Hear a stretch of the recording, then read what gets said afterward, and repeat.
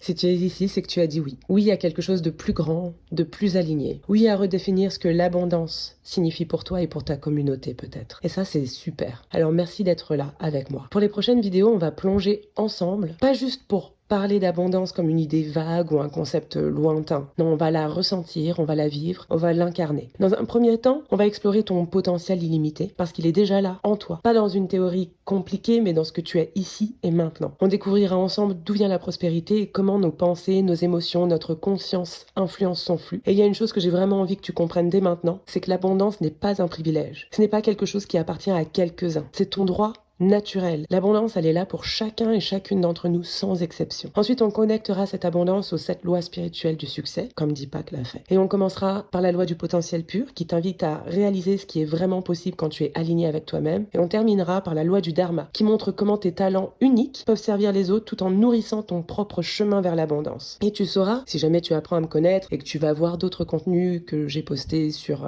les réseaux sociaux, que pour moi, l'amour de soi est au service des autres. Et être au service des autres, c'est augmenter la vibration du monde. Alors ça a l'air super ésotérique et super perché quand je te le dis comme ça, mais en vrai, il n'y a pas d'autre moyen, il n'y a pas d'autre issue, il n'y a pas d'option en fait pour la révolution de l'amour et de la douceur. Avec ce qu'on vit maintenant, les choses terribles qu'on voit dans les nouvelles, il n'y a aucune autre option que d'être au service de quelque chose de plus grand et de plus doux et de plus fort. Et pour ça, on ira aussi dans le concret. Parce qu'il ne s'agit pas juste de rêver ou d'imaginer la prospérité, il s'agit de la vivre pleinement dans ton quotidien. On parlera d'intention, de gratitude, de synchronicité. Ces forces qui transforment ta vie et ta relation à ce que tu reçois. Mais avant d'aller plus loin, j'ai une question pour toi. C'est quoi la véritable prospérité, la véritable abondance pour toi? Pour moi, elle n'est pas juste matérielle. La vraie prospérité, c'est quand tu te sens en paix, quand tu te sens satisfait, content, aligné, quand tes besoins sont comblés avec simplicité, quand tes désirs prennent forme naturellement. C'est cet état où tu ressens de la joie, une vitalité profonde et un but clair dans ce que tu fais. Et voici un secret que j'aimerais vraiment partager avec toi. Tu n'as pas à courir après l'abondance. Elle est déjà là, tout autour de toi. C'est une question d'attention, de présence. Elle est dans les petits moments. Le rire d'un enfant, surtout le tien. La lumière douce du matin sur ton visage. Voilà, je pars en poésie maintenant.